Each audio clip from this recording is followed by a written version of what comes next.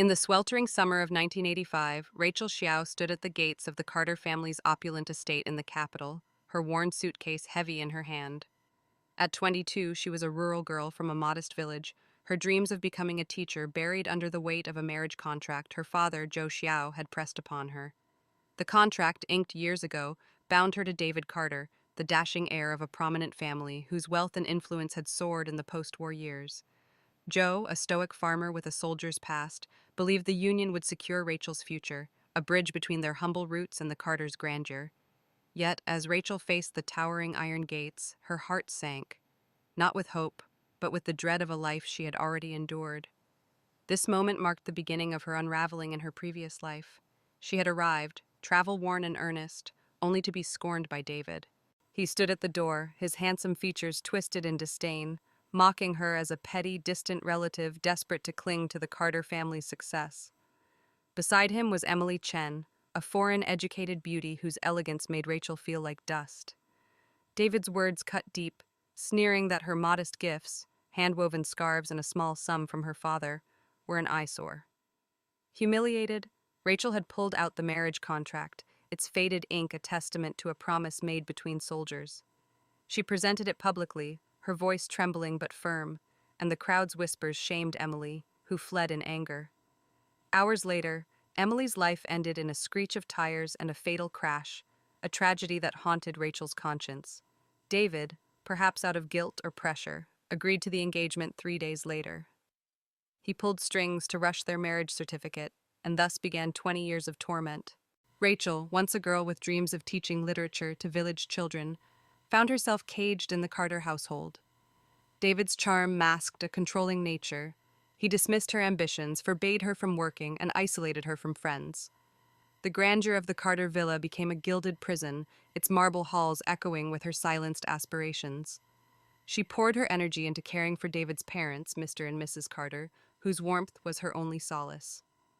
Mrs. Carter taught her elegant song-style calligraphy, a skill Rachel cherished, while Mr. Carter shared stories of her father's bravery, a reminder of the life debt that bound their families. Yet David's heart remained with Emily's memory. He grew cold, his resentment festering as he blamed Rachel for Emily's death. Rachel, desperate to ease his pain, sought traditional medicine for their ailments, scouring books and consulting doctors. She learned remedies for Mr. Carter's chemical-induced trachea damage, a relic of his wartime exposure, and treatments for Mrs. Carter's rheumatism. But her efforts never softened David's cruelty. In her final years, illness claimed her strength, confining her to a hospital bed. As she gasped for air, David stood over her, his eyes devoid of mercy. "It's time we end this," he said coldly, yanking her oxygen tube free. "Join Emily and repent." The world faded to black, her last thought a plea for release from a life of suffering. But death was not the end. A mysterious warmth enveloped Rachel, like sunlight breaking through a storm. Soft, yet ancient voice whispered in her soul, "Your heart endured unjustly. Karma grants you a second chance to right the wrongs of fate." The words carried the weight of cosmic justice, a promise of rebirth to reclaim her destiny. When Rachel opened her eyes, she was back at the Carter gates, the summer of 1985, alive around her. The suitcase in her hand felt lighter, her heart heavier with the knowledge of what was to come. David's youthful face would soon appear, his mockery unchanged. But this time, Rachel was no longer the naive girl who bowed to fate. She was reborn, armed with the pain and wisdom of a life already lived, ready to shatter the chains of her past and forge a path of her own. The summer sun beat down on the Carter estate's iron gates, casting stark shadows across Rachel Xiao's worn suitcase. Her pulse quickened, not from the heat, but from the weight of memory. 20 years of torment in a past life, now collapsed into this single moment in 1985. Reborn by a karmic whisper, Rachel stood at the threshold of her old nightmare, her eyes sharp with purpose. The naive girl who once trembled here was gone, replaced by a woman forged in pain and wisdom. Today she would not beg for David Carter's approval. Today she would break free. The heavy gates creaked open and David appeared, as youthful and striking as she remembered. His tailored suit hugged his frame, his dark hair swept back with effortless charm. But his eyes, cold and appraising, betrayed the cruelty she knew too well. Beside him stood Emily Chen, her elegance starkly contrasting Rachel's dusty travel clothes. Emily's silk dress shimmered, her foreign-educated poise a silent rebuke to Rachel's rural simplicity. David's mockery had crushed her here in her past life, his words, a petty relative clinging to our success, echoing for decades. Now, Rachel met his gaze unflinchingly, her heart steeled against his disdain. "So you're Rachel Xiao," David said, his voice dripping with condescension. "Come to claim your prize? The Carter name isn't for just anyone." Emily smirked, looping her arm through his, her eyes raking over Rachel's faded blouse and scuffed shoes. Rachel's fingers tightened on her suitcase, but her face remained calm, a mask honed by years of enduring David's scorn. She could still see his final act in her past life, yanking her oxygen tube, his face twisted with hate. That memory fueled her now, a fire that burned away fear. "I'm here because my father sent me," Rachel said, her voice steady, devoid of the tremor that once betrayed her. "But I'm not here to claim anything, David Carter. I want to cancel the engagement." The words hung in the air, sharp and deliberate. David's smirk faltered, his brows knitting in suspicion. Emily's laugh was a brittle chime, but her eyes narrowed, sensing a shift. Rachel stood taller, her resolve a quiet force. She had clung to the contract in her past life, desperate for acceptance. Now, she saw it for what it was, a chain she could shatter. "Cancel it?" David scoffed, recovering his arrogance. "What's your game? Can you waltz here, play the martyr, and guilt me into keeping you around?" He stepped closer, his height looming, but Rachel didn't flinch. She remembered his charm, how it masked a heart that turned love into a weapon. "No game," she replied coolly. "This contract is old and outdated. People marry for love now, not duty. Let's void it if you're not interested, and you aren't. Be free." Her words were a challenge, laced with the certainty of someone who knew his true nature. Emily's grip on David's arm tightened, her smile thinning. "She's bluffing, David. She's just some country girl fishing for attention." Rachel's gaze flicked to Emily, unflustered. She saw the jealousy in Emily's eyes, the same spark that had led to her fatal accident in a past life. Rachel felt pity, but no guilt. She wouldn't repeat the mistake of provoking Emily's public shame. Instead, she focused on David, whose suspicion deepened. "You're giving up the Carter name? The wealth? The status?" he pressed, his tone mocking but edged with unease. "Please don't joke with me, Rachel." Rachel shrugged, her calm a stark contrast to his agitation. "Believe what you want. I don't need your name or your money." She reached into her bag, pulling out the marriage contract, its faded ink a relic of her father's hopes. She held it up, not to flaunt it as she had before, but to signal its irrelevance. "This means nothing to me. Tear it up, burn it, do whatever. I'm not here to fight for you." David's eyes widened, a flicker of doubt crossing his face. He was used to control, to women vying for his favor. Rachel's indifference was a puzzle he couldn't solve. The tension crackled, the air thick with unspoken stakes. In her past life, Rachel's desperation had tied her to David, a choice that cost her dreams and nearly her soul. Now reborn, she saw him clearly, a man whose charm hid a void, whose love for Emily was as much about defiance as devotion. Rachel's heart raced, not with fear, but with the thrill of reclaiming her fate. She had endured his cruelty, his betrayal, and his final act of murder. This time, she would walk away, not as a victim, but as a woman who chose herself. David opened his mouth, perhaps to argue, but a shadow crossed his face, an unreadable mix of anger and uncertainty. Rachel's words had struck a nerve, planting doubt in his carefully constructed world. Emily tugged at his arm, her voice sharp. "David, let's go. She's not worth your time." But David didn't move, his gaze locked on Rachel, as if sensing the power shift. Rachel turned, her suitcase in hand, ready to walk away from the gates and the life they represented. This was only the beginning, but it was her beginning, and she would write it on her terms. Rachel Xiao stood frozen at the Carter estate's gates, the weight of her bold words to David Carter still ringing in the air. She had demanded the marriage contract's cancellation, her voice steady despite the memories of a past life's torment. David's suspicion and Emily Chen's scorn lingered, but a sleek black car rolled up the cobblestone path before Rachel could turn away. The doors opened, revealing Mr. and Mrs. Carter, David's parents, their presence a sudden anchor to a past she both cherished and feared. In her previous life, their kindness had been her lifeline through 20 years of a suffocating marriage. Now, reborn in 1985, their familiar faces stirred a storm of gratitude and dread. Mr. Carter, a broad-shouldered man with a military bearing, stepped out first, his mustache twitching with surprise. Mrs. Carter followed, her fur-trimmed coat catching the sunlight, her eyes lighting up as they landed on Rachel. "Rachel? Little Rachel Xiao, Mrs. Mai." Carter's voice was warm, tinged with disbelief. Rachel's throat tightened. Mrs. Carter had been a motherly figure in her past life, teaching her calligraphy and soothing her through David's coldness. Mr. Carter, a comrade of her father, Joe Xiao, had shared stories of their wartime bond, a life debt forged when Joe took a bullet for him. Their affection was genuine, rooted in history, but it tethered Rachel to a family she sought to escape. "Uncle, Auntie," Rachel managed, her voice soft but firm. "It's been a long time." She forced a smile, her heart racing with the conflict of her reborn mission. She had come to sever ties, not strengthen them, yet the Carters' warmth was disarming. "Oh, my dear, why didn't you send a telegram?" Mrs. Carter exclaimed, rushing forward to clasp Rachel's hands. Her touch was gentle, her eyes searching Rachel's face. "Look at you, all grown up. The last time we saw you, you were barely to my waist." Mr. Carter chuckled, his stern face softening. "Joe's daughter, through and through, you've got his spirit." Rachel's smile wavered. In her past life, she had clung to their kindness, finding solace in their suburban villa, while David's cruelty eroded her dreams. Now, their joy at seeing her felt like a trap, pulling her back into a role she refused to reprise. David stood stiffly nearby, his earlier arrogance replaced by unease.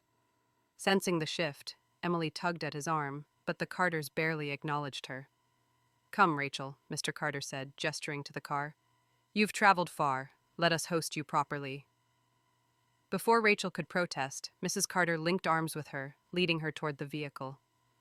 The drive to the Carter villa was a blur of familiar sights: manicured lawns, towering oaks, and the sprawling estate that had once been her prison. Rachel's suitcase rested at her feet, a reminder of her intent to leave, but the Carters' chatter filled the car with warmth. "Your father was a hero, Mr. Carter said, his voice thick with emotion. "If not for Joe, I wouldn't be here. We owe him everything." Mrs. Carter nodded, patting Rachel's hand. "We always hoped you'd join our family, dear. It's what Joe wanted." Rachel's chest tightened. Their words echoed her past life, when their support had kept her bound to David despite his betrayal. The villa's grandeur struck Rachel anew as they arrived. Marble columns gleamed, chandeliers cast golden light, and the scent of jasmine wafted from the gardens. It was a world apart from her village's dusty fields, a symbol of the wealth she had once envied. Mrs. Carter led her inside, insisting she rest, but Rachel's mind raced. She had to stay focused, to avoid the emotional pull of their kindness. At dinner, the table was laden with dishes: roast duck, steamed fish, and Rachel's favorite short ribs, a gesture that tugged at her heart. Mrs. Carter served her generously, her smile radiant. "Eat, Rachel. I remember how you loved these." David sat across from her, his jaw tight, his earlier bravado muted by his parents' presence. Emily was absent, likely dismissed to avoid scrutiny.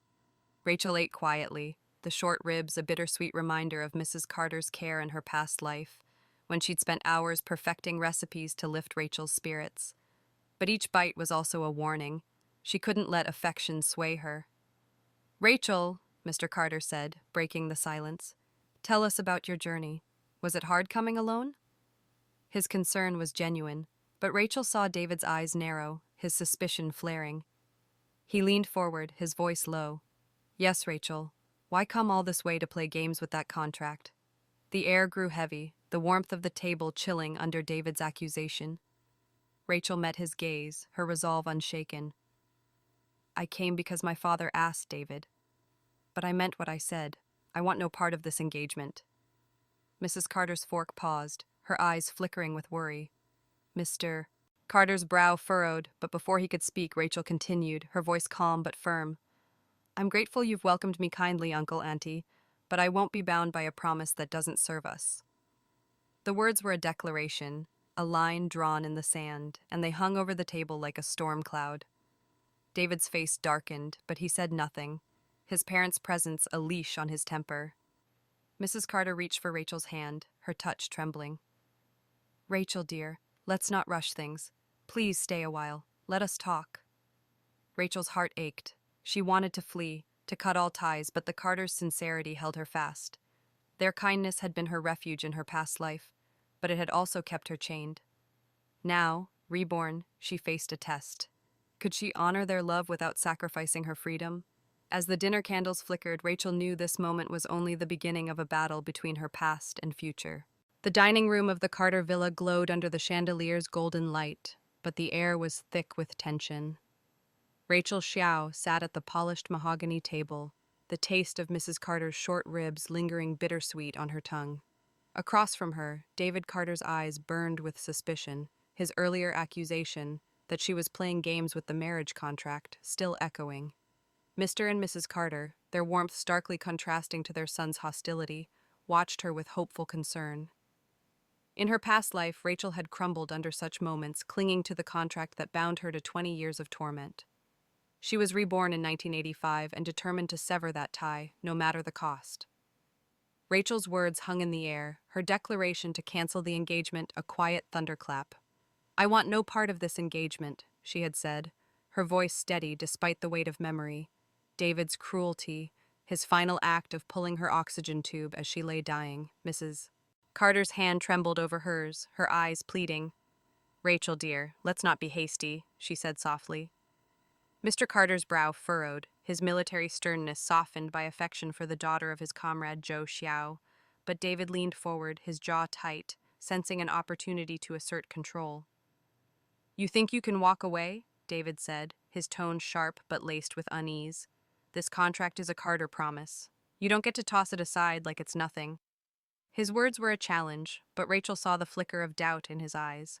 She had begged for his acceptance here in her past life, only to be mocked. Now, her indifference unnerved him. She met his gaze, her resolve a shield forged in pain. "It's not a promise if it's forced, David," she replied coolly. "You don't want this any more than I do. You've made that clear." The table fell silent, the clink of silverware stilled. Mrs. Carter's face paled, her warmth faltering under the weight of Rachel's words. "Mr. Carter cleared his throat, his voice gruff. "Rachel, your father saved my life. This contract was his wish, a bond between our families." Heavy with gratitude, his eyes pinned her, stirring memories of her past life when his stories of Joe's heroism had kept her tethered to the Carters. But Rachel knew the truth. Her father had wanted her happiness, not a life of obligation. She took a deep breath, her heart racing with the stakes of this moment. "Uncle, Auntie," Rachel said, her voice firm yet gentle, "I'm grateful for your kindness, for everything you've done for me and my father. But when my father made that contract, he never meant for it to chain us. He wanted me to have a future, not a debt." She paused, her eyes meeting Mr. Carter's. "You owe him nothing. He saved you because you were his friend, not for repayment."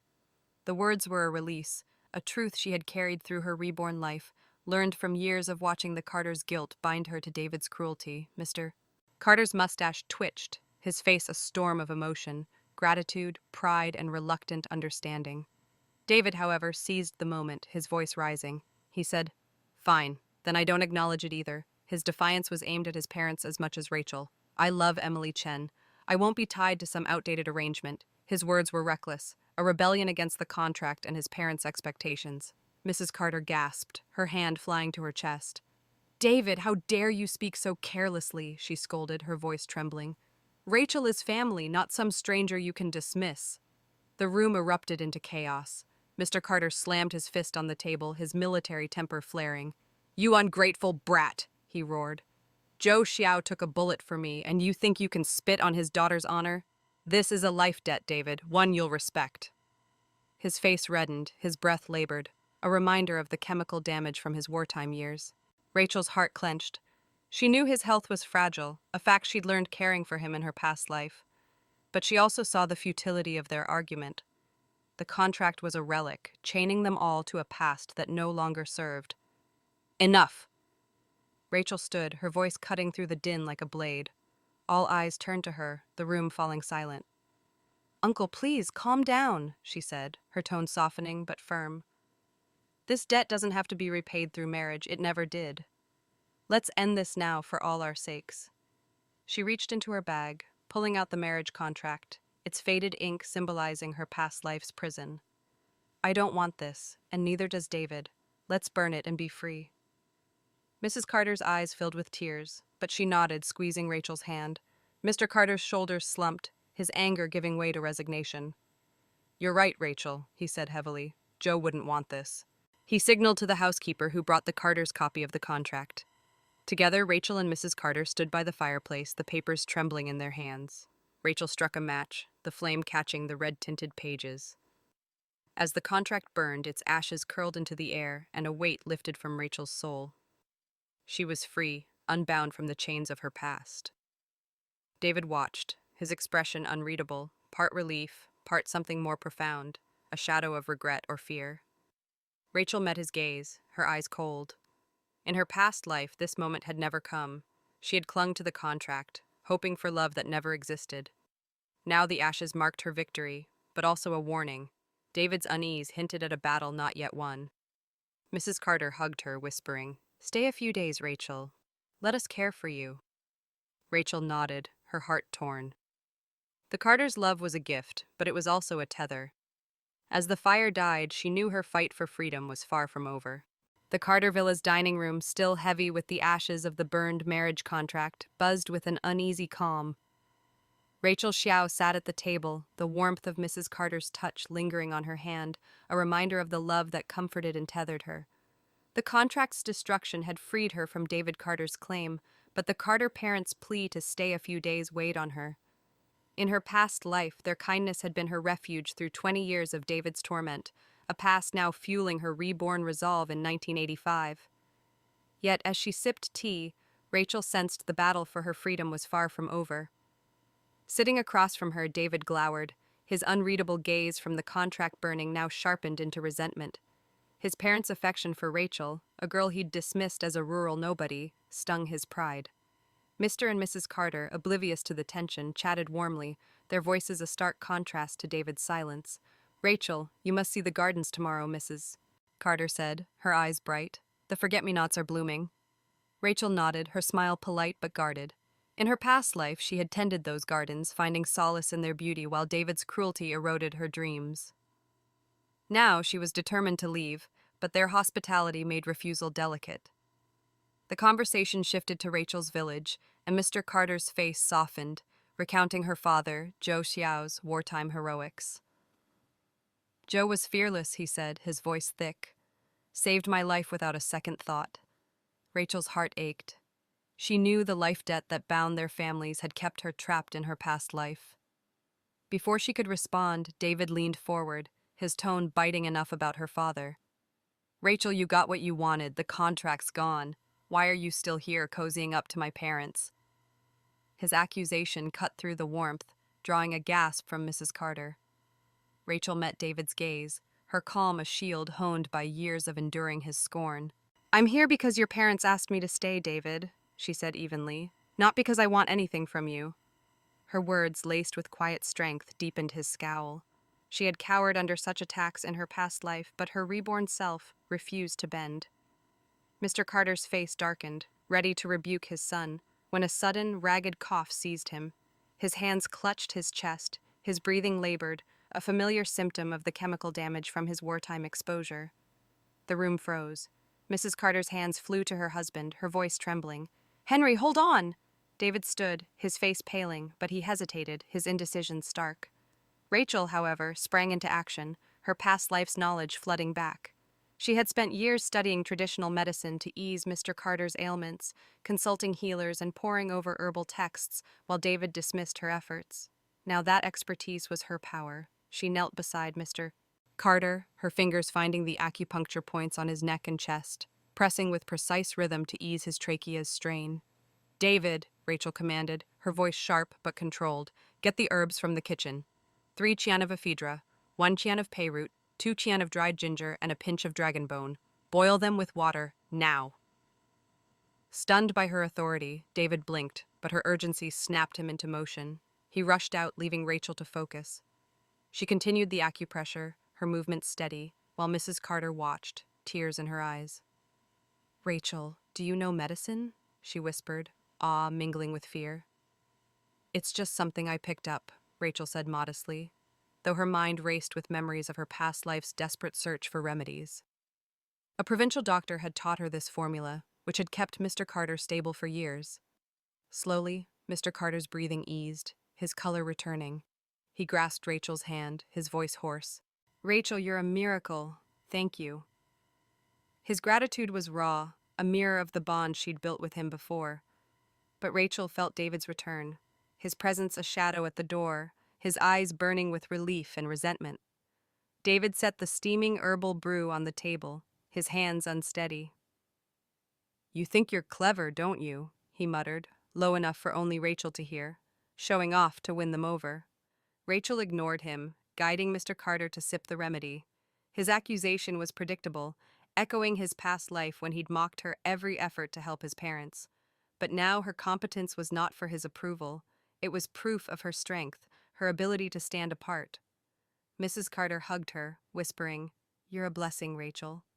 The words warmed her, but also tightened the knot in her chest. As Mr. Carter recovered, the room settled, but David's resentment lingered, a silent storm. Rachel excused herself, stepping into the villa's study to gather her thoughts. She found a fountain pen and paper, intending to write to her parents, assuring them she was safe and the engagement was off. Her song-style handwriting, taught by Mrs. Carter in her past life, flowed elegantly, a quiet act of defiance against David's earlier taunts about her education. She paused, her mind drifting to the future. This moment, saving Mr. Carter, asserting her skill, had solidified her resolve. She would not be the Carter family's savior or David's pawn. Her path lay elsewhere, and she would find it. David appeared at the study door, his expression dark. "You planned this, didn't you? Acting the hero makes me look bad." Rachel set down her pen, her gaze cold. "Think what you want, David. I'm not here for you." Her sharp and final words left him speechless, his anger a futile spark against her indifference. As she resumed writing, Rachel felt a surge of clarity. The Carters' love was a gift, but could not hold her. Her skills and knowledge were hers to wield, and they would light her way out of this villa and into her own life. The Carter Villa's study was a haven of quiet, its oak shelves lined with books that gleamed in the morning light. Rachel Xiao sat at the desk, her fountain pen poised over a letter to her parents, the elegant song-style script a testament to her past life's lessons from Mrs. Carter. The ink flowed, assuring them the engagement was off, her words a promise of freedom. Yet the weight of the previous night, saving Mr. Carter's life with her medical knowledge, enduring David's resentment, lingered. In 1985, reborn by a karmic chance, Rachel knew her stay in the capital was temporary. Her future lay beyond these walls. Today, she would begin to seek it. Rachel set the letter aside, her gaze drifting to a newspaper on the desk, its headline bold, "China's Economic Reforms, Southern Zones Open for Growth." Her heart quickened. In her past life, confined in the Carter Villa, she had secretly studied these reforms, dreaming of independence while David mocked her ambitions. The 1985 reforms, she knew, were transforming cities like Shenzhen into hubs of opportunity, with special economic zones inviting foreign investment and trade. Textiles, electronics, and manufacturing were booming, and Rachel, with her village roots and sharp mind, saw a chance to build something of her own, a life unbound by the Carters' expectations. She unfolded the paper, scanning the details. Shenzhen, a coastal city, was poised for growth, its markets hungry for entrepreneurs. Rachel's past life had taught her the value of textiles. Her village's weaving traditions could meet the demand for affordable goods. She imagined a small trade, sourcing fabrics from rural artisans and selling to urban factories, a venture that could grow with the South's rising tide. The thought sparked a fire in her chest, contrasting with the suffocation of her previous existence, when David had forbidden her from working, dismissing her as a country girl unfit for ambition.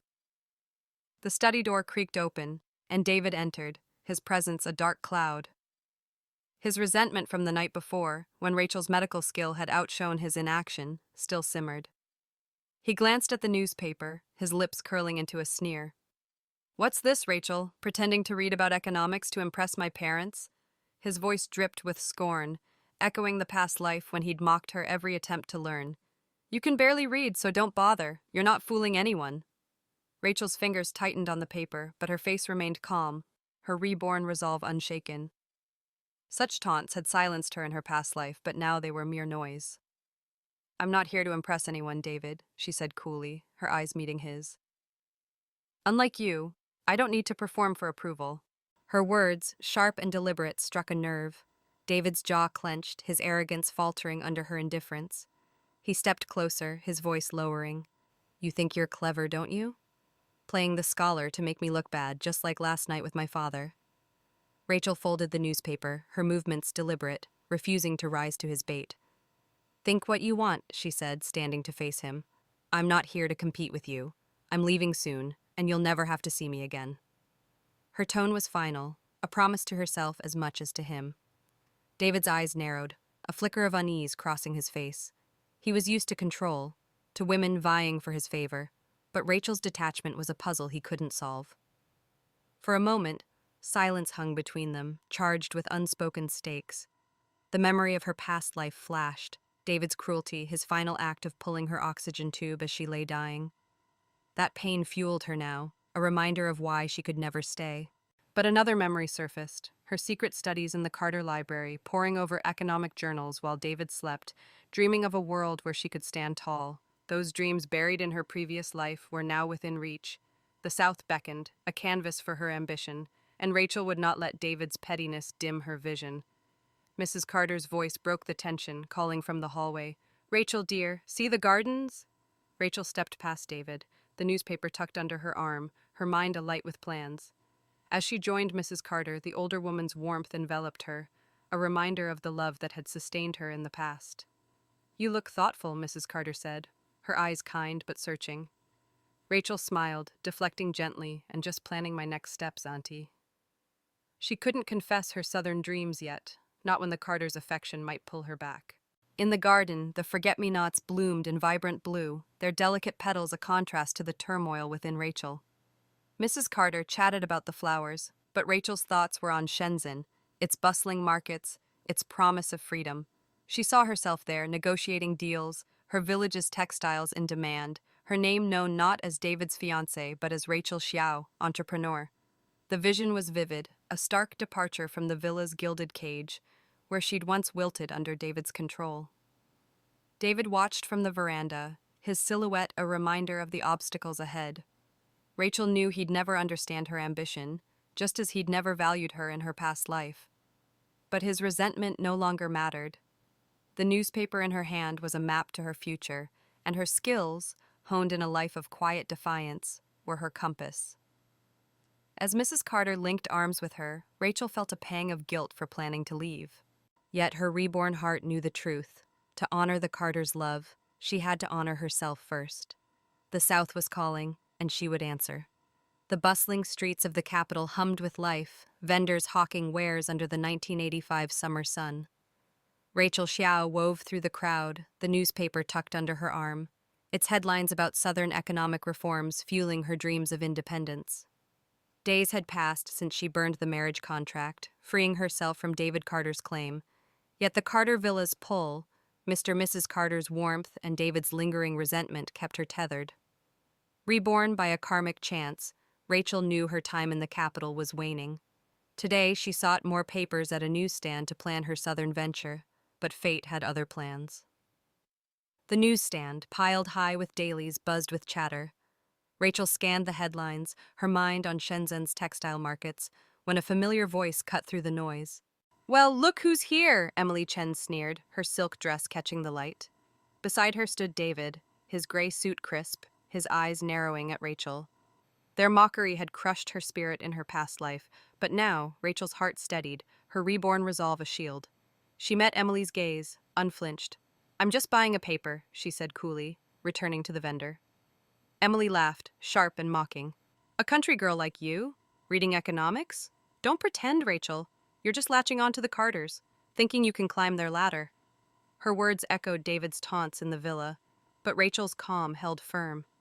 She remembered Emily's fate in her past life, a fatal accident born of jealousy, and felt a flicker of pity, but no fear. "Think what you want," Rachel replied, her voice even. "I'm not here for your approval, or his." She nodded at David, whose jaw tightened, his pride stung by her indifference. David stepped forward, his voice low and venomous. "You're still at my house eating my family's food, and now you're playing scholar? Drop the act, Rachel. You're nothing without us." His words were a blade, meant to cut deep, but Rachel's past life, 20 years of his cruelty, his final act of pulling her oxygen tube, had forged her stronger. "I'm leaving soon, David," she said, her eyes cold. "You don't own me, and you never will." Her quiet but fierce defiance lit a spark in his gaze, anger, mixed with something like fear. Sensing her hold on David waver, Emily pressed closer, her tone vicious. "You're shameless, worming into their home, acting all noble. Please give it up, country chicken." The insult stung, but Rachel's retort was swift, her voice cutting. "And what does that make you, Emily? A city sparrow with borrowed feathers clinging to a man who doesn't even respect you?" The crowd hushed, heads turning at the sharp exchange. Emily's face flushed, her eyes blazing, but before she could lash out, David's hand shot out, his fist connecting with Rachel's cheek. Pain exploded across her face, a searing jolt that sent her stumbling. The crowd gasped, murmurs of outrage rising. Rachel caught herself, her hand to her cheek, the taste of blood sharp. In her past life, she'd endured David's verbal barbs, but never this. Her vision blurred, not from the blow, but from the memory of his final cruelty. Yet, as she straightened, a new strength surged. She would not break. "You're pathetic, David," she said, her voice steady despite the pain. "Hitting a woman to feel strong?" David froze, his fists still clenched, the crowd's disapproval a rising tide. "You provoked me," he snarled, but his voice wavered, guilt flickering in his eyes. Emily clutched his arm, her triumph fading to panic. Before Rachel could respond, a firm hand steadied her, catching her arm. "This is how you treat a woman?" A deep voice rumbled, laced with contempt. Rachel looked up to see Liam Chen, his angular face set in quiet fury. Tall and composed, his presence commanded the crowd, his tailored coat marking him as an heir of equal stature to David. Liam's eyes, dark with concern, met hers, ensuring she was steady before turning to David. "Hitting a woman, David Carter? You're a disgrace," he said, his words a whip that drew more murmurs from the onlookers. Rachel recognized Liam, a rival heir whose father, like Mr. Carter, had transitioned from military to business.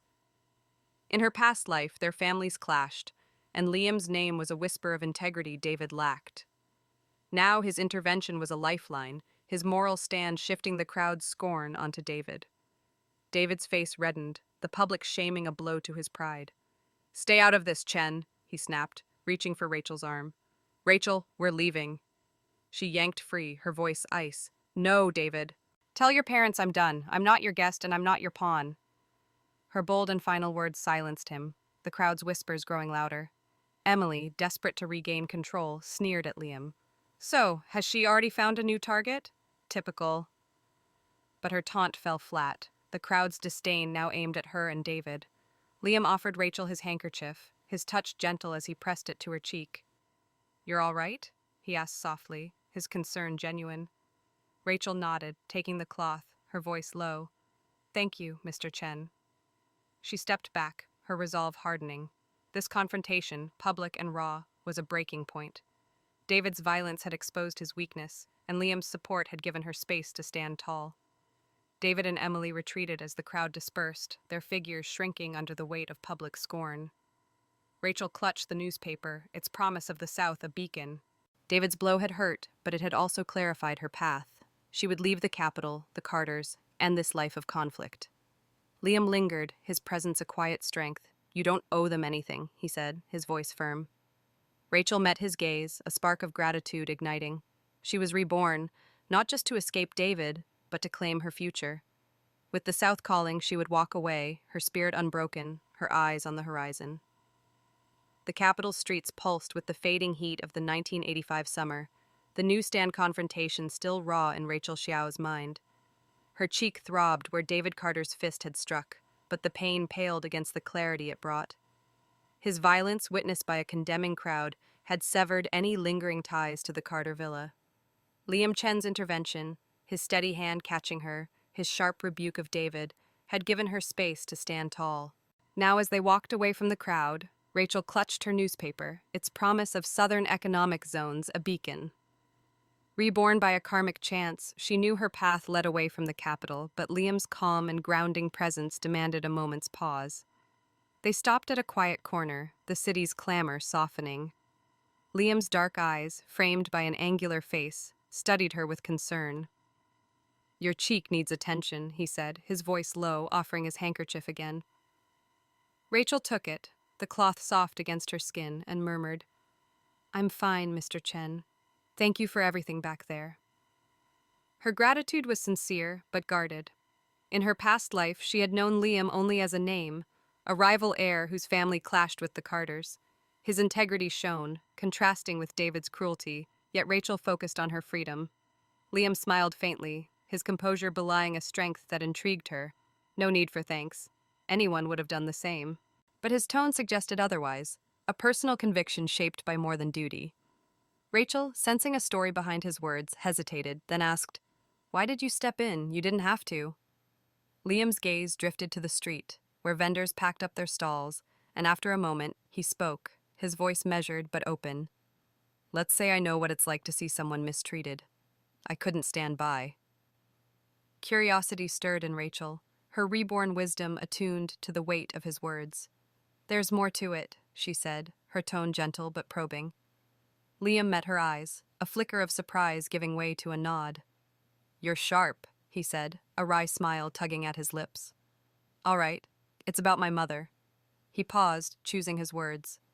"She was a brilliant woman and a strategist in my father's business, but the industry men like David's father, even mine at times, never gave her the respect she deserved.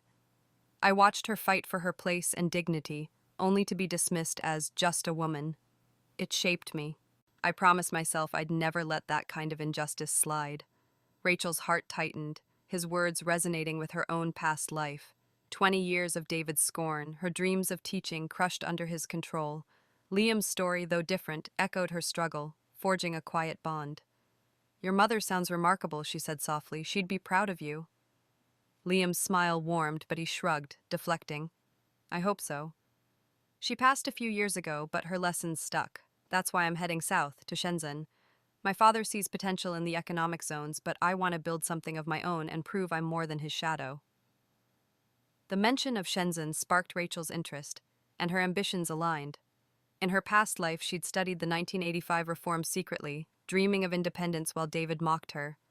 Liam's plan, textiles, trade, a fresh start, mirrored her vision. "I'm going south too," she admitted, her voice steady. "Textiles, maybe, using my village's weaving traditions." "There's an opportunity there." Liam's eyes lit up, and his gaze was clear with respect. "That's bold. Smart, too. The South's a blank slate for those who seize it." Their shared ambition hung between them, a spark of possibility, but Rachel tempered it, her focus on independence. The conversation shifted to the Carters, and Liam's brow furrowed. "You're still at their villa, aren't you, after what David did?" Rachel nodded, her expression tightening. "Not for long. Mr. and Mrs. Carter are kind, but I can't stay. Their love kept me trapped in my past." She caught herself, avoiding mention of her rebirth, but Liam's perceptive gaze lingered. "You don't owe them your life," he said firmly. "Kindness isn't a debt you pay with your freedom." His words, echoing her resolve, strengthened her, a reminder of the path she'd chosen. Rachel glanced at the newspaper, its headlines a call to action. In her past life, she'd withered in the Carter villa, her skills, calligraphy, medicine, economics, buried under David's control. Liam's story, his mother's fight, fanned the flame of her ambition. "I need to go," she said, her voice resolute. "Back to the villa, to pack. Then south." Liam nodded, his respect clear. "If you're ever in Shenzhen, look for me. Chen Enterprises. We could use someone with your fire." He offered a business card, his name embossed in sharp print, and Rachel took it, a small gesture of connection. As they parted, Rachel's steps were lighter, Liam's words a quiet buoy. The bruise on her cheek ached, a reminder of David's violence, but also of her defiance. She saw her past life clearly, David's final act, pulling her oxygen tube, his hatred a mirror of his weakness. With his integrity and shared ambition, Liam was no savior, but an ally, proof that her path need not be solitary. Mrs. Carter's warmth would greet her at the villa, a final test of her resolve. But Rachel's heart was set. Shenzhen awaited, a canvas for her dreams, and she would paint it with her hands. The Carter villa's grand halls echoed with quiet finality as Rachel Xiao packed her suitcase, each fold of her clothes a step toward freedom. The bruise on her cheek, a fading mark from David Carter's blow at the newsstand, pulsed faintly, a reminder of her resolve. Days ago, she had burned the marriage contract, severing her tie to David, and Liam Chen's intervention had bolstered her defiance. Reborn in 1985 by a karmic chance, Rachel had faced the Carters' warmth and David's hostility, her heart now set on Shenzhen's economic promise. But as she prepared to leave, the weight of Mr. and Mrs. Carter's kindness tugged at her, a final test of her will. In the study, Rachel sealed a letter to her parents, her song-style script affirming her safety and the engagement's end. The newspaper, its headlines of Southern reforms, lay beside it, a map to her future. She envisioned a textile trade, her village's weaves fueling Shenzhen's markets, a dream born from secret studies in her past life's confinement. Mrs. Carter's voice called softly from the hall. "Rachel, dear, won't you stay for tea?" Rachel's chest tightened. In her past life, Mrs. Carter's care, teaching her calligraphy, sharing recipes, had been her solace through David's cruelty. Now that love threatened to anchor her to a life she refused. Rachel joined Mrs. Carter in the parlor, the older woman's eyes warm but wistful. "You're leaving us, aren't you?" Mrs. Carter asked, setting a teacup before her. Rachel nodded, her voice gentle. "I have to, Auntie. You've been so kind, but my path is elsewhere." Mr. Carter, seated nearby, sighed. His military sternness softened. "Joe's daughter is always stubborn. We'll miss you, Rachel." Their affection was a balm and a chain, echoing her past life when their support had kept her bound to David. She sipped the tea, her resolve firm. She would honor their love by choosing herself. The front door slammed, and David stormed in, his face a storm of agitation. His tailored suit was rumpled, his eyes wild, starkly contrasting to the arrogant heir who'd mocked her days ago. "Rachel, we need to talk," he said, his voice low, urgent. Mrs. Carter frowned, but Rachel stood, sensing a confrontation she couldn't avoid. "Outside," she said, leading him to the villa's garden. The forget-me-nots were a quiet witness. David's presence rekindled memories of her past life, his scorn, his final act of pulling her oxygen tube as she lay dying. She faced him, her gaze cold. "What do you want, David?" He paced, his hands clenching, then stopped, his eyes locking onto hers. "You can't leave," he said, his voice cracking. "Not now. I know you're like me. You came back, didn't you? Reborn, just like I was." The words hit Rachel like a thunderbolt, her breath catching. She had suspected it. His protective grab of Emily at the newsstand, mirroring a past life moment, had hinted at it, but hearing it confirmed chilled her. Her rebirth, a karmic gift to right her fate, was a secret she'd guarded. Now, David's revelation shifted the ground beneath her. "How do you know?" she asked, her voice steady despite the shock. David's face twisted, a mix of guilt and desperation. "I remember it all, our marriage, Emily's death, what I did to you." His voice broke, his eyes glistening. "I was wrong, Rachel. I was cruel, but I'm different now. I came back to fix it." He stepped closer, his plea raw. "Stay. My parents need you. Your medicine, your care. Emily can't do it. She's not like you. We can start over and make it right." Rachel's heart raced, the weight of his words a trap disguised as redemption. She'd yearned for his remorse in her past life, but it never came. Now, his confession was not love, but manipulation, tying her to his family's needs. She saw the truth. David's rebirth was a chance to atone, but he sought to bind her again, not to free her. "No, David," she said, her voice ice. "You don't get to decide my life. Not then, not now. Your parents will be fine. Others can learn what I know. You and I are done." David's face crumpled, his desperation turning to anger. "You'd abandon them? After all they've done for you?" His words echoed her past life's guilt, when she'd stayed for the Carters' sake. But Rachel's reborn strength held firm. "I'm not abandoning them," she said. "I'm choosing myself. You should do the same. Live your life with Emily, or whoever, but leave me out of it." She turned, her suitcase in hand, heading for the gate, but David grabbed her arm, his grip tight. "Rachel, please." A car horn cut through, and Rachel saw Liam Chen stepping out, his presence a timely anchor. He'd come to check on her, his business card from their last meeting a promise kept. "Everything all right?" Liam asked, his eyes narrowing at David's grip. Rachel pulled free, her voice firm. "It's fine. I'm leaving." David's hand fell, his face a mask of defeat, his rebirth a burden he couldn't escape. Rachel walked to the gate, Liam at her side, the villa shrinking behind her. At the train station, Liam's quiet support steadied her. "Southbound?" he asked, a knowing smile in his eyes. Rachel nodded, her newspaper a talisman. "Shenzhen," she said, her voice alight with purpose. As the train's whistle blew, she bid farewell to the capital, David's revelation a final chain broken. Her rebirth was her own, and the South awaited, a canvas for her dreams, untainted by the past. The train's rhythmic clatter faded as Rachel Xiao stepped onto Shenzhen's bustling platform, the air thick with the promise of 1985's economic dawn. With its gilded Carter villa and David's desperate plea, the capital was a memory left behind.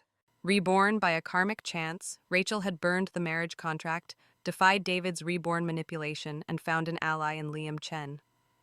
Now, in Shenzhen's special economic zone, she stood ready to claim her future. The city pulsed with ambition, factories rising, markets humming, and entrepreneurs like her chasing dreams once stifled in her past life's confinement.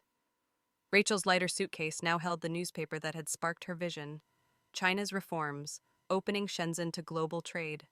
In her past life, she'd studied these changes secretly, her dreams of independence crushed by David's control. Now, those studies guided her. She rented a small stall in a textile market, her village's hand-woven fabrics, cotton and silk, dyed in vibrant hues, a bridge between rural craft and urban demand. Her first sale, a bolt of indigo cloth to a garment factory, ignited a spark. Within months, her trade grew, her name whispered among traders as Xiao's textiles, a testament to her reborn resolve. Her days were long, negotiating deals and sourcing weaves, but each success fueled her. Her canvas was Shenzhen's chaos, cranes dotting the skyline, vendors shouting offers. She hired village artisans, empowering women like her past self, and her profits funded a modest office. The work was grueling, but it was hers, a stark contrast to the Carter villa's suffocating luxury, where David's scorn had buried her ambitions. Yet, the Carter's kindness lingered in her heart. Mr. and Mrs. Carter, who had treated her like family, deserved her care, even from afar. Rachel sat at her desk one evening, the city's neon glow filtering through her window, and penned a detailed health plan for the Carters. Her past life's medical knowledge, honed through years of seeking remedies for Mr. Carter's chemical-damaged trachea and Mrs. Carter's rheumatism, filled the pages. For Mr. Carter, she listed herbs: 3 chian of ephedra, 1 chian of pei root, 2 chian of dried ginger, boiled twice daily, with acupressure points to ease breathing. Mrs. Carter recommended turmeric tea and warm compresses, with a schedule for rest. The meticulous and caring plan was her final gift, a way to honor their love without returning to their world. She mailed the package, expecting no reply and focusing on Shenzhen's opportunities. Her textile trade expanded, contracts with factories multiplying, and her office now bustled with assistants. Rachel's confidence grew, and her rural roots became a strength in a city that values grit. She recalled Liam's words at the train station, "Look for me in Shenzhen," and smiled, wondering if their paths would cross. Her past life's pain, David's cruelty, his final act of pulling her oxygen tube, faded against this new life, her rebirth a chance to rewrite her story. Weeks later, a letter arrived, its elegant script unmistakably Mrs. Carter's. Rachel's heart skipped as she opened it, the words a flood of warmth. "Dearest Rachel," it began, "your package arrived, and we're overwhelmed by your care. Thanks to your remedies, Henry's breathing is steadier, and my joints ache less. We're so proud of you for carving your path in the South. You've honored your father's spirit and our bond. We wish you every success, and our door is always open." Mr. Carter's scrawl added, "Joe would be proud, kid. Keep shining." A small photo slipped out. Mr. and Mrs. Carter is in their garden, smiling, with the forget-me-nots vibrant behind them. Rachel's eyes stung, the letter a balm to the guilt of leaving. She'd stayed for the Carters in her past life, sacrificing her dreams to David's control. Their blessing freed her, a closure that made her move forward unburdened. She tucked the letter into her desk, a keepsake of their love, and returned to her work. The photo, propped beside her ledgers, was a reminder she could honor the past without living in it. Shenzhen's markets awaited, and her textile empire, though small, was growing, each deal a step toward the independence she'd once only dreamed of. That evening, Rachel walked Shenzhen's streets, the city's energy mirroring hers. She passed factories where her fabrics became dresses and shops where her name was known. Once a distant hope in her past life studies, the South was now her reality. David's revelation of his rebirth, his plea to bind her again, was a shadow she'd outrun. The Carters' letter had closed that chapter, their pride a light to carry forward. As she paused by a river, its surface reflecting neon, Rachel felt her rebirth complete, not just a second chance, but a new beginning, hers to shape. Shenzhen's neon-lit streets thrummed with the energy of 1985, a city reborn as fiercely as Rachel Xiao herself.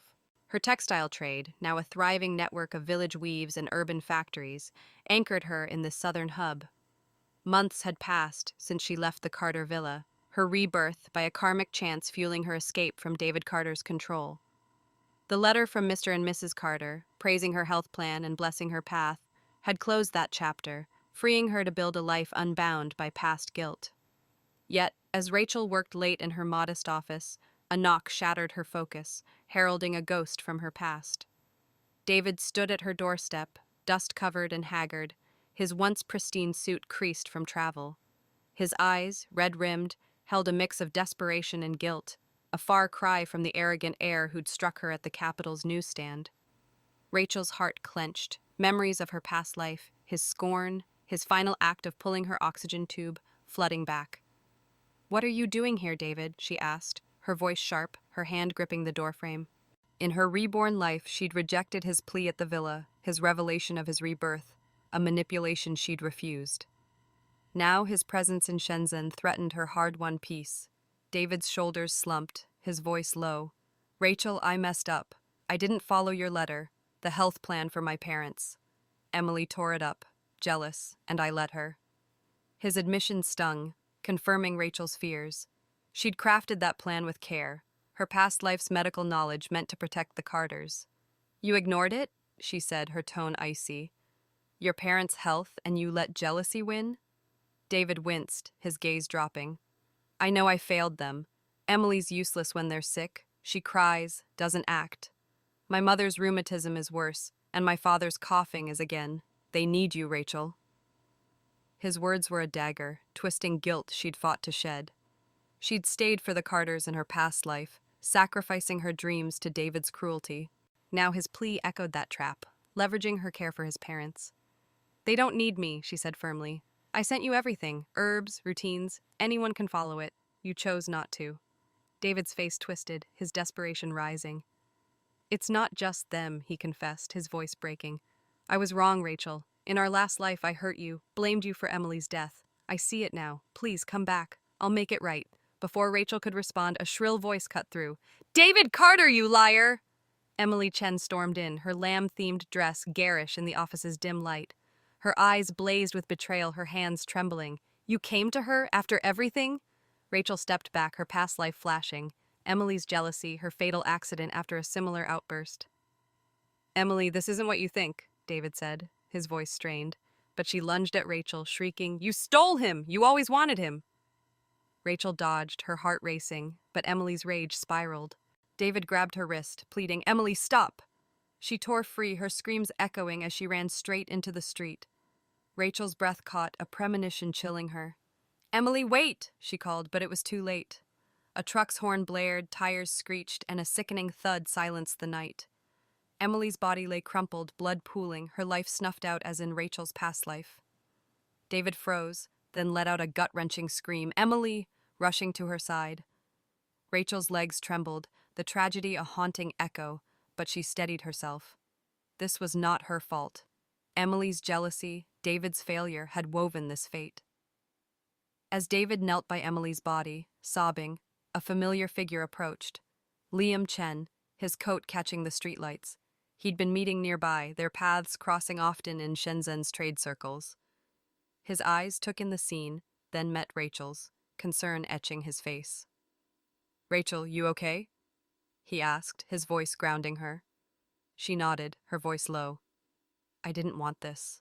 David rose, his face pale, tears streaming. "Rachel, please," he begged, his voice raw.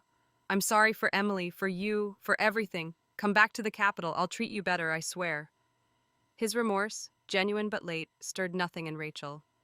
Her past life's pain, his betrayal, her death, had taught her his promises were empty. "No, David," she said, her voice resolute. "We're done. Your rebirth was your chance, not mine, to fix. Go home, care for your parents, and let me go." David's eyes widened, his plea crumbling. Liam stepped closer, his presence a quiet shield, and said, "She's made her choice, Carter. Respect it." His tone was calm but firm, his hand resting lightly on Rachel's shoulder, a gesture David mistook. "So, you've moved on," David muttered, his voice bitter, but he turned away, defeated, his figure fading into the night. Rachel exhaled, the weight of his presence lifting. Liam's touch lingered, a question in his eyes, but she stepped back, her focus clear. "Thank you, Liam," she said, her voice steady. "I need to keep moving forward." As sirens wailed, Rachel returned to her office, the tragedy a stark reminder of her past life's cycles. Emily's death was a mirror, but Rachel was no longer trapped in its reflection. Her textile empire, her independence, was her reality now.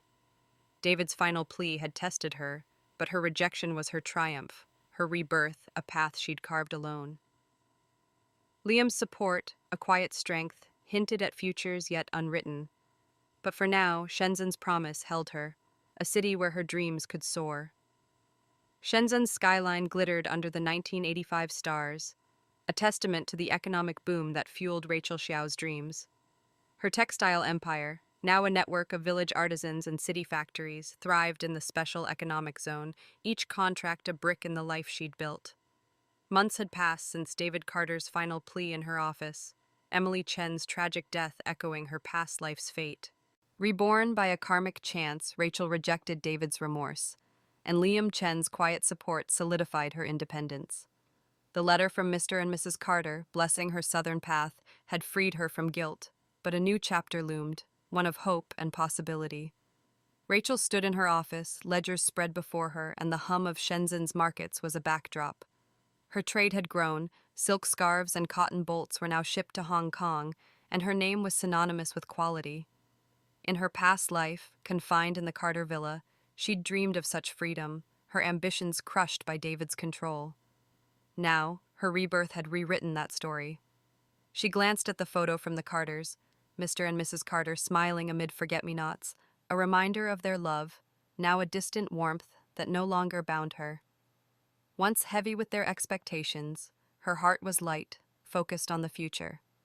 A letter arrived that morning, its capital postmark stirring unease. Rachel opened it, her breath catching at the news. David had taken his own life, a quiet act in the Carter villa's study. The note, penned by a family friend, included his final letter, addressed to her. "Rachel," it read, "I was wrong in our last life and this one. I hurt you, Emily, and my parents.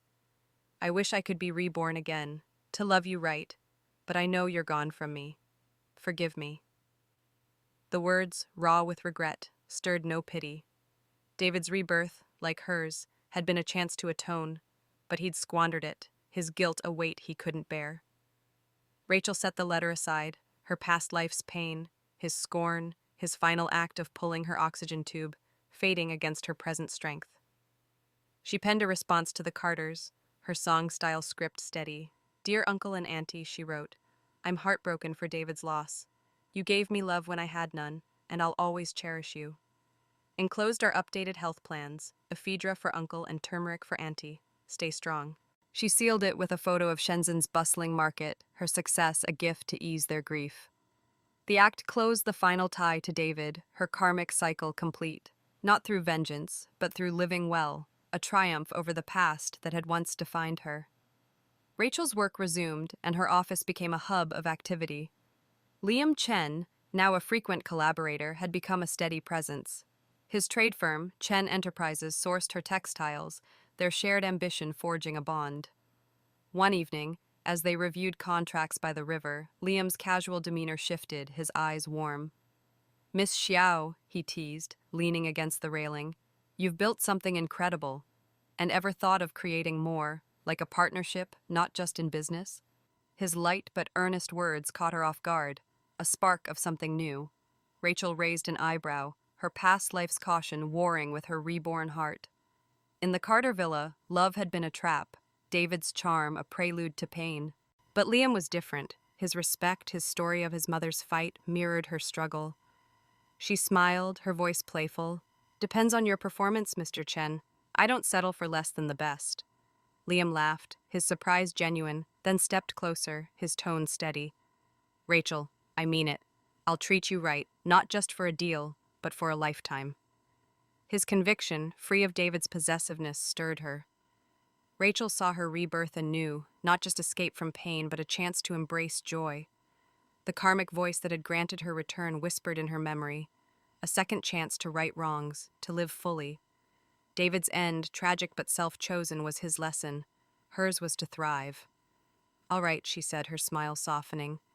"Help me carry these ledgers, and we'll see where this goes." Liam grinned, taking the stack, their hands brushing, a quiet promise in the touch. They walked through Shenzhen's streets, the city's neon a mirror of Rachel's spirit. Her past life's shadows, David's betrayal, Emily's jealousy, the Carters' binding love, had settled, dust cleared by her choices.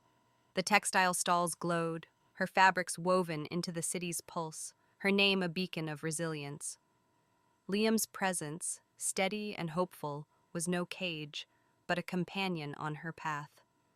As they paused by a market, Rachel looked to the horizon, her rebirth complete.